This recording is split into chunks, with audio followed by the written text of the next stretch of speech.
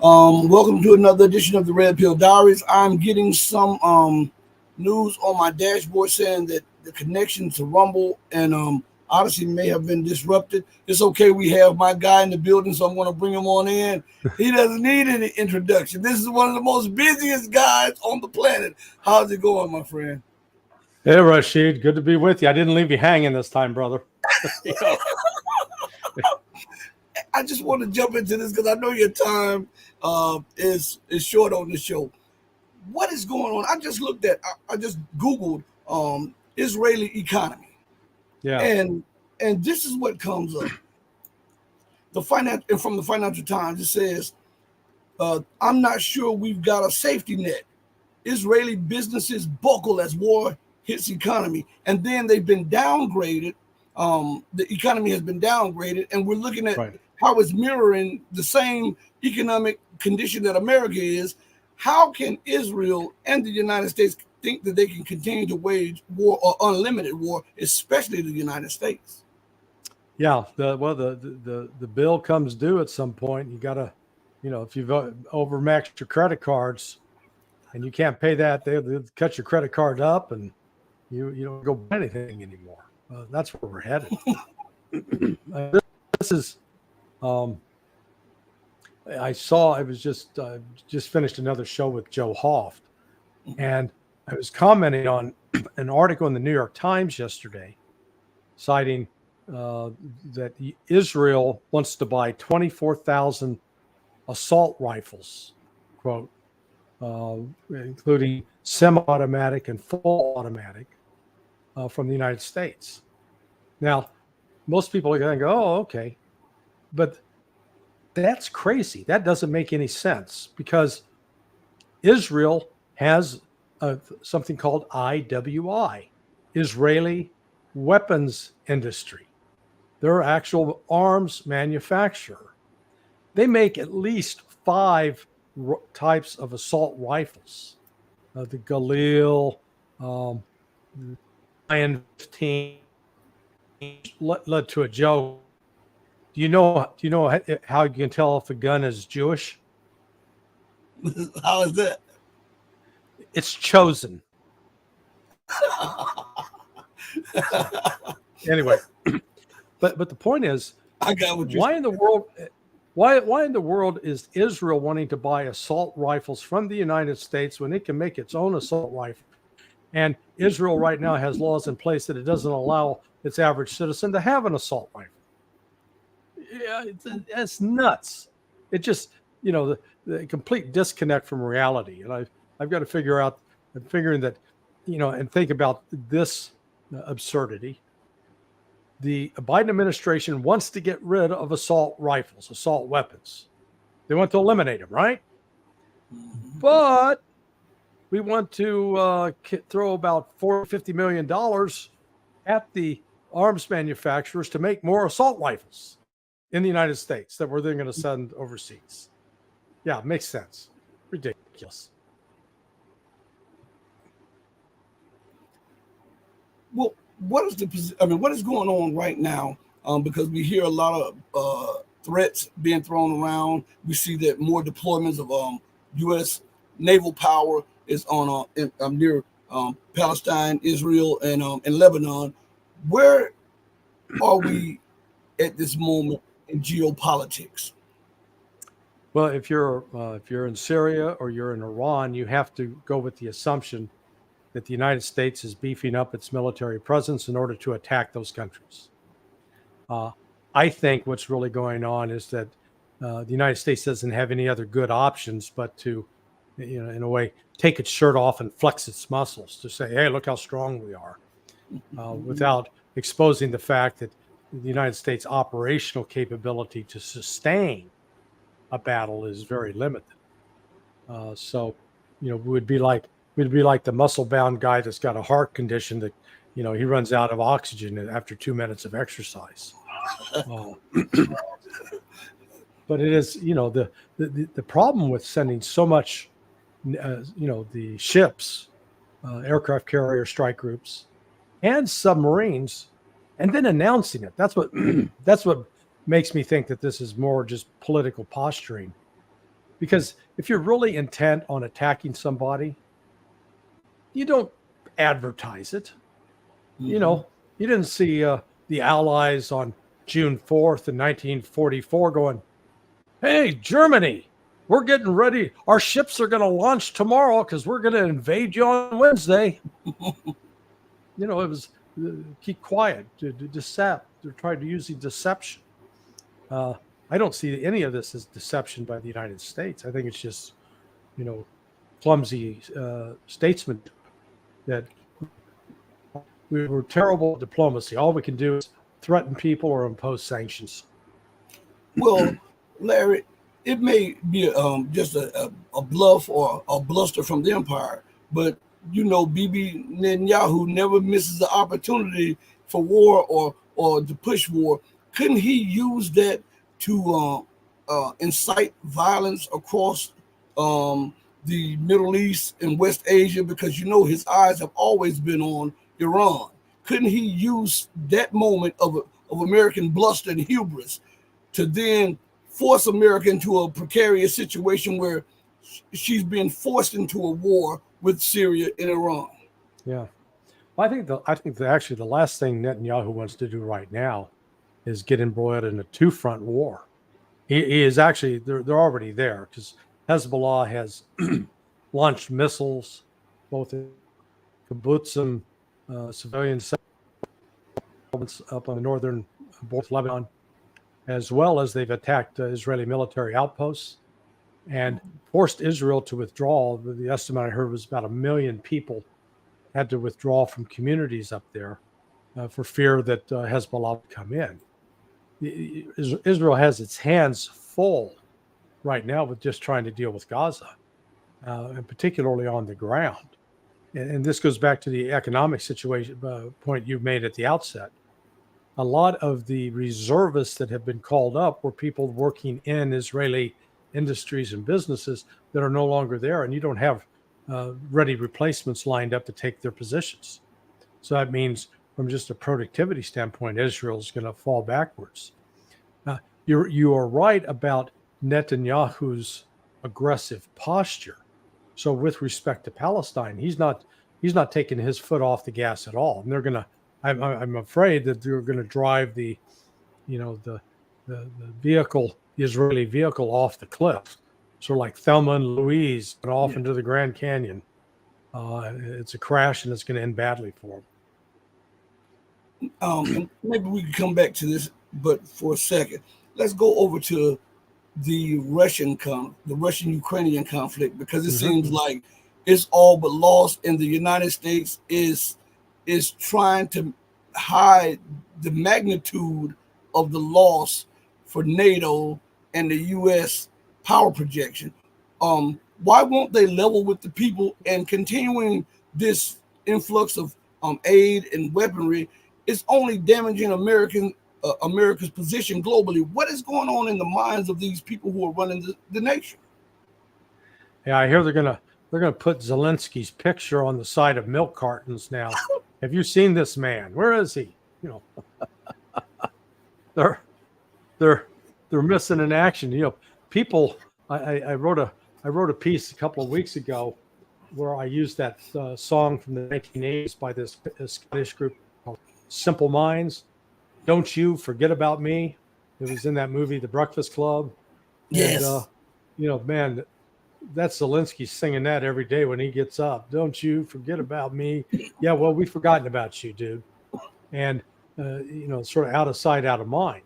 The chaos that's starting to unfold in Ukraine is it's accelerating. And I seriously question whether Zelensky will still be in power by the end of December. You know, he may be gone within the next 2 months, and this war will be effectively over to the point that they'll put somebody in that will be able to negotiate with Russia and surrender Ukraine. Just yesterday, it looks like an aide to General Zaluzhny was blown up. It's unclear. You know, one story described that he got a birthday present. Someone sent him a hand grenade for a birthday present. word of warning, Rashid. If you got a friend that wants to send you a hand grenade for a birthday present, I'd get rid of that friend. That's not a friend worth having. But whenever he opened the package, apparently it blew up, which is reminiscent of what happened to this Russian journalist or Ukrainian journalist in Russia. He got blown up with someone gave him a statue and boom, it went off. So this sounds like this was something from the SBU, the intelligence service in Ukraine, that's been at odds with the Ukrainian armed forces. So now that you've got sort of the intelligence fighting the military, the possibility that there could be an actual military coup or an intelligence coup, one or the other. But in any event, they're going to get rid of Zelensky. Zelensky is now seen as a liability. So go ahead. I can see you're going to ask something. What you were saying, as you were saying it, I look to the side and I see that now Zelensky is so worried about his position that he is canceling elections now. Well, yeah, they'd canceled those a few months past. So he was actually talking about trying to do elections sometime in 2024. We haven't made that a condition of continued aid. If we said, hey, hold your elections by February, you're not getting any more money, he might do it. Well, to me, it seems like the powers that be in the West are trying to position to come to some kind of negotiations, because now you're seeing people who were in the media a lot talking about that Ukraine would win the war. I'm talking about Ukrainians themselves are now positioning and saying that it's hopeless. We can't win. We need to come to some kind of agreement, some negotiated settlement. We can't do that with Zelensky in office. And then you have some Western leaders are leaking that the United States and the West are thinking that maybe it's time to come to some kind of negotiated settlement. Is this a black eye to American imperialism? And how will the U.S., the neocons, take this? Because Russia defeated the United States and NATO 3 times. Yeah. No, this is clearly this is going. Let's say the shine is off the new car. It no longer has that new car smell. It's been trashed. Somebody got sick in the back seat, and the odor is very unpleasant. A rat crawled under the front seat and died, and then the car's been sitting out there in the hot sun. So, all these terrible metaphors.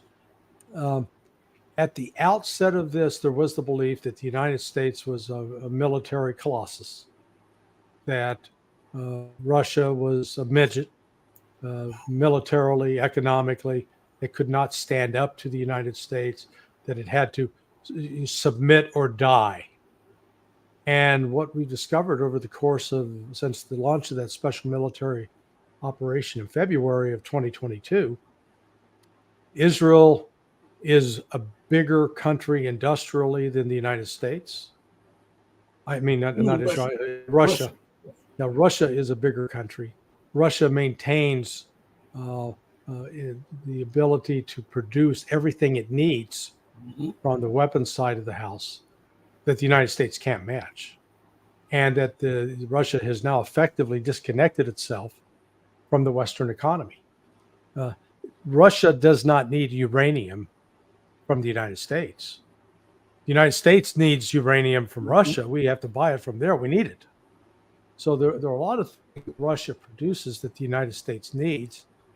There's nothing that the United States produces that Russia needs. Nothing.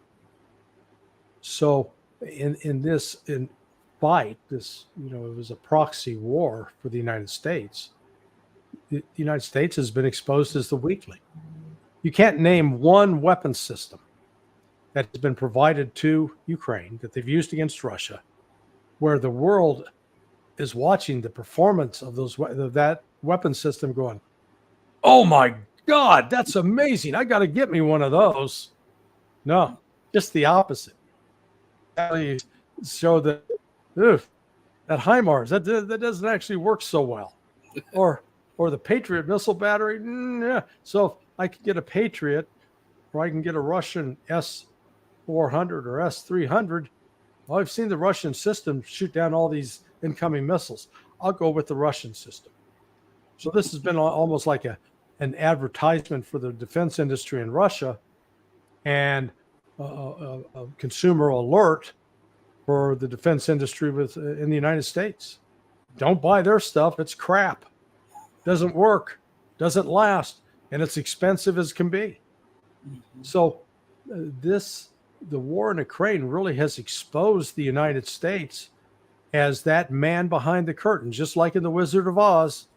You know, pay no attention to that man behind the curtain.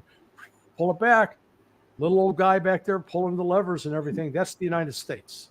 That's what we've become. We've lived off of this reputation established in the aftermath of World War II, and we're now no longer what we were.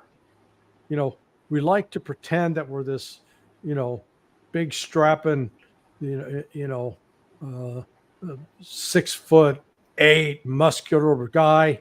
Sort of like, you know, I don't know if you remember the football player Buck Buchanan back when I was a boy growing up. Buck Buchanan, Kansas City Chiefs, big, massive man. Well, see Buck Buchanan now, you're an old man. You know, he can't play football like he did 50 years ago, 55 years ago. It's a different world for him. And the United States has become that. We're like the old Buck Buchanan. You know, we're creaky. Our joints don't work as well. We've hollowed out a lot of our industrial base. We can't even keep pace with manufacturing artillery shells. So how in the world are we going to fund Israel and Ukraine? It ain't going to happen. Israel's at the front of the line. Israel's mama's favorite child. Israel gets to eat first. Ukraine's got to wait in line. Left over and make it to eat. It sucks to be the second kid, you know. That's an apt saying right there. And you know, continuing on this line of thinking, Israel gets to eat before Americans get to eat with Americans' tax dollars. Yeah. And this is why I asked you the question before about the thing of those people in power in DC, because the Middle East. Oh, here we are. Something's messing up. They're deploying to the Middle East, and they're announcing this now.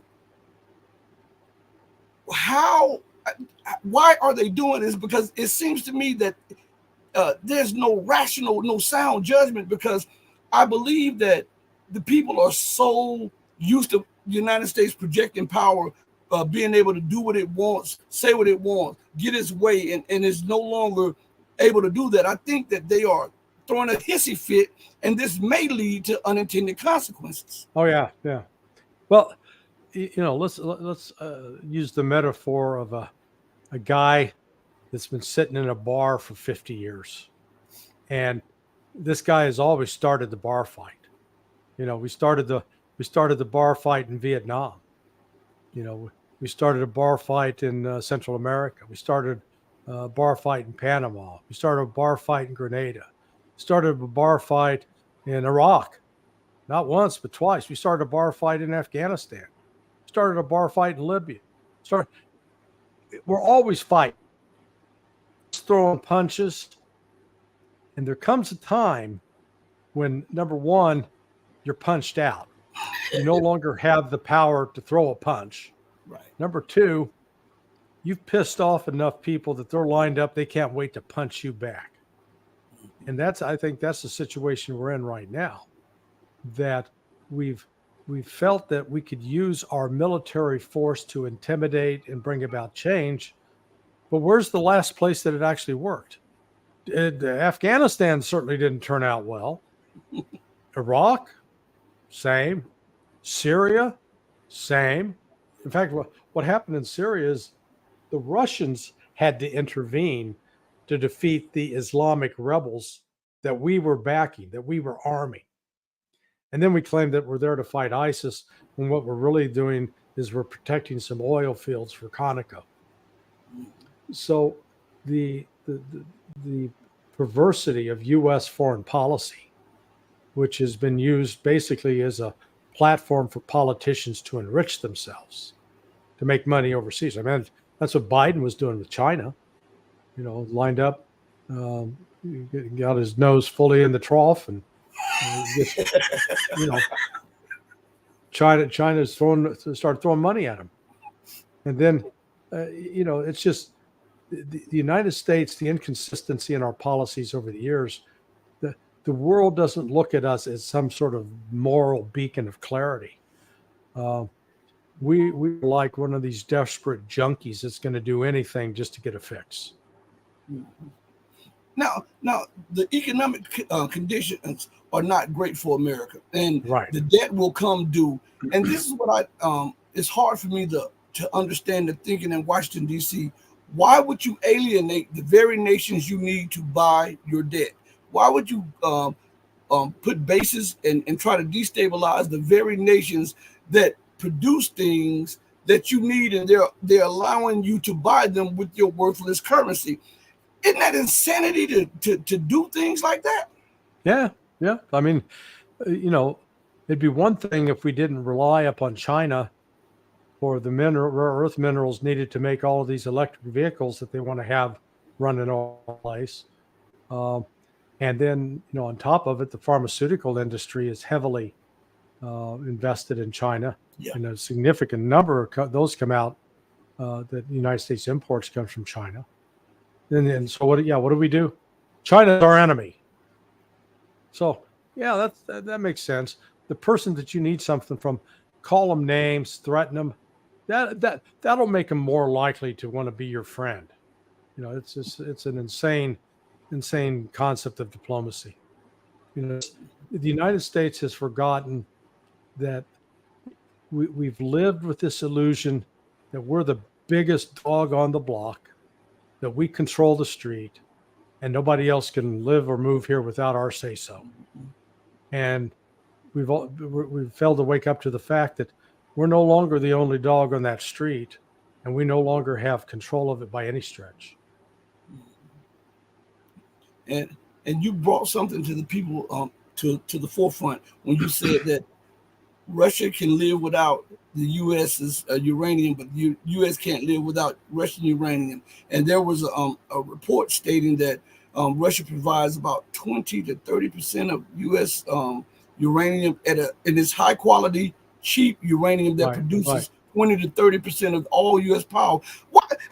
I'm trying to get to this because it seems like the policies just don't make sense. You sanction Russian oil, you sanction Russian gas, you sanction Russian fertilizer, you sanction their sunflower oil, and all of this stuff you need, and you become the biggest buyer of it.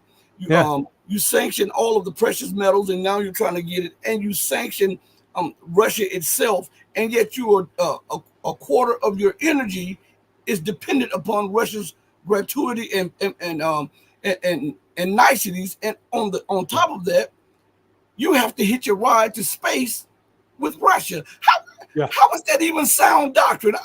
I cannot even comprehend that.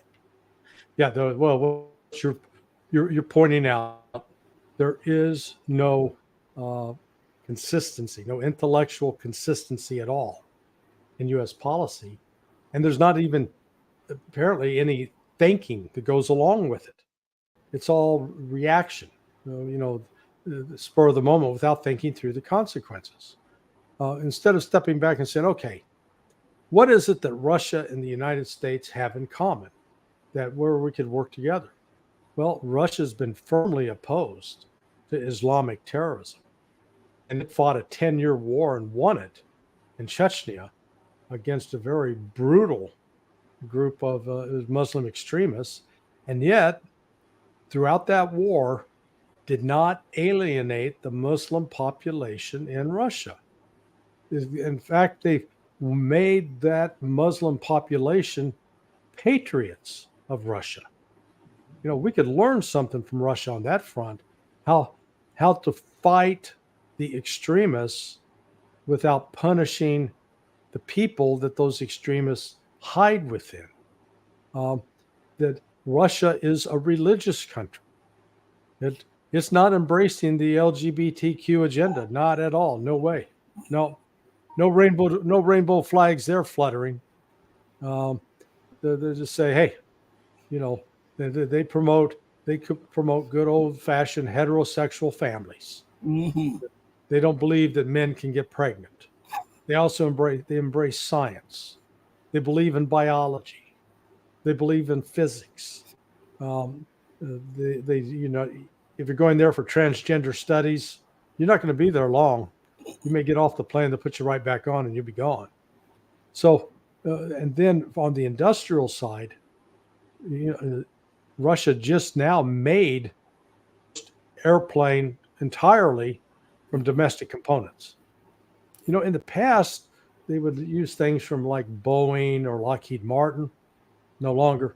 They've cut those ties. Done. So they've wiped their hands and walked away from the table.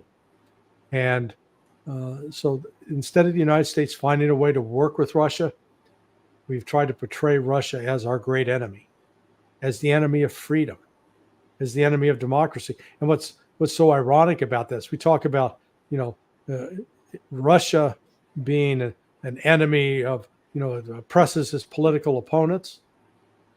Just tell that to the January 6th defendants who've been locked up many times without access to a lawyer, held in solitaire for the mere act of walking into the Capitol.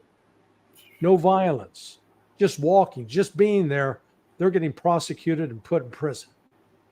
So I don't want to hear another damn thing from any American politician about how bad Russia is when we're more guilty of political oppression than anything that Vladimir Putin's been doing. So just two more questions. Where do you think this thing in Israel, Palestine is going? Because if they do go into Gaza full force, where do you think this is headed? We'll start there. Well, I believe that if Israel goes in full force into Gaza, that it's going to get bogged down in a nasty street-to-street battle, and is going to lose a large number of troops, tanks, and vehicles. I believe that Israel has the military force and equipment to ultimately overwhelm the Hamas defenders, but it will come at a price. But I think if they do that and Hamas starts to lose, visibly lose, and they start displacing the Palestinians into Egypt, removing them physically from Gaza, putting them into Egypt, that you'll see Hezbollah intervene in a more forceful manner. And then Israel's going to be faced with a 2-3 front war. There could be attacks as well from the Golan Heights in Syria. Turkey may make good on its threats to get involved militarily. If Turkey sends its armies south, Israel's in real trouble. Israel cannot stop Turkey. Turkey is right now the second largest army in NATO. Mm-hmm. So not only if Turkey does that, that will mean the end of NATO. So that's one of the things that's at stake here. And the second question is, on October 7th, there were a lot of misreporting about who shot these people and who killed these people, and a lot of civilian deaths. Why didn't the Western media cover the same, have the same type of coverage and compassion when Israel told convoys to leave Gaza, and upon their leaving, it purposely bombed those convoys and said it didn't know about it, and bombed dozens of hospitals and a Red Cross headquarters? No, it's Israel has set the narrative, and Israel has control of the narrative inside the United States. What has changed within the United States is an increase in the size of the Muslim population has made it it's more difficult for the Israeli narrative to go unchallenged. There are challenges being raised to it. The storyline that Israel put out is false, that the Hamas came across the border with nothing else intent but raping and pillaging, that they were like a Viking horde landing on the shores of England and going into the villages and killing the children and raping the women and then carrying them off just for the heck of it. No, what Hamas carried out of a fairly sophisticated military operation. The operational plan, now we can see, was to attack U.S. Israeli military installations, destroy those, take Israeli soldiers prisoner if possible, and then to also grab civilian hostages, like at the various kibbutzim throughout, just outside the Gaza Strip. Israel was caught with its pants down. It did not expect this. It did not anticipate it. Whatever warnings it had in advance, it ignored. And by ignoring those warnings, they didn't think it would happen. When it happened, they were shocked, they were embarrassed, they were angry, and so they immediately retaliated. And a lot of the Israeli civilians that were killed in the kibbutzim were killed by Israeli defense forces who were firing upon the positions where those civilians were being held by Hamas fighters. And we know that both from eyewitness testimony from Israelis who were interviewed by Haaretz, the newspaper in Israel, as well as by just the physical evidence. You can see the buildings here, piles, large concrete walls had come down. Well, Hamas didn't have any kind of weapon system with it that day that would create that kind of damage. That damage was caused by Apache helicopters firing missiles and by tanks and by some artillery. So even that the kids at the rave, that desert dance party, and many as they were fleeing in their cars, those cars were strafed and bombed, not by Hamas fighters on the ground, but by Israeli aircraft. And the Israelis were trying to destroy, they couldn't tell if it was friend or foe, so they didn't care. So it was thoughtless. So yeah, that's that storyline has not emerged. And Israel has continued to try to sell, we're the victims here. Their problem is with social media being what it is today, with TikTok, with Instagram, with Telegram, YouTube, Twitter, not so much. They're fairly controlled. Twitter's gotten better. But the images and pictures, unrelenting images of these dead children, dead women, mangled bodies of civilians.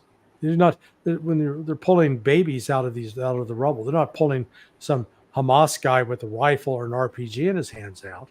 You're not seeing that. And so Hamas is being very effective in putting out that propaganda around the world. And when I call it propaganda, I'm not suggesting that it's false, but it's just, it's information is presented with a particular point of view in order to persuade people to adopt that point of view. And from that standpoint, it's very effective propaganda. And it has rallied the Arab and Muslim world in a way I've never seen. They could say that one of the accomplishments of Bibi Netanyahu is he's brought a unity to the Shia and Sunni that nobody else had ever achieved. Maybe they'll give him the Nobel Peace Prize for that. Clarity. That's what I love about having you on the show. Man, thank you for giving us your time. And I know you're busy and I know you have to go somewhere. I've been trying to watch the clock because I can pick your brain all day long, but I know that you have other things you have to do, and we'll do this again soon. Thank you so much, Larry. Hey, Rashid. Thank you, my brother. We'll talk to you later. All right. Be blessed. Everybody, we had Larry on the show today, and we want to thank him for coming on the platform. Now, for us to continue to keep these top-notch guests coming on the show, we need your support. Like, comment, subscribe, become a channel member, go to Patreon, subscribe to all of our other platforms. We were trying, you can super chat, super thanks. Let me see this banner right here. Let me put this banner up here for about 15 seconds. Cash App, PayPal, I'll let it roll once or twice more, and then I'll take it down. We're going to have more guests. I'm working on some stuff behind the scenes. We're going to have more guests on the show. So you guys got to give me a chance to work behind the scene, okay? I will be having some channel member stuff coming up soon, some exclusive stuff to Rumble, also some exclusive stuff to Patreon. So please subscribe. Also, we'll be back. We're going to try to be back here today, between 6 or 7 Central Time, 6 or 7 p.m. Central Time, because we know that you wanted a longer show, but he allotted us this time. This man is super busy. He allotted us this time so that we could have him on and we could pose the questions. And I saw the chat. I want to say to the chat before we get off there, I saw the chat. I didn't come in on the chat purposely because I wanted to get some of the previous questions that were asked to someone with inside information so that you could put some of your questions to bed. And that's why I did that, okay? I was not ignoring you or whatever. You see, I made some comments just to let you know that I was seeing what was going on in the chat. On that note, thank you all for joining us on the most powerful platform for truth, bar none, anywhere across the web. This is your platform for empowerment, the Red Pill Diaries. I'm your host, Rashid. Know that I love you if you love truth, but know that the true and living God will always love you better. Until we next speak again, stay strong, stay true, but above all things, stay righteous. Hey, mama, guess what? Your baby boy loves you more than life. Deuces, everybody. I'm out of here. Thank you so much for joining me.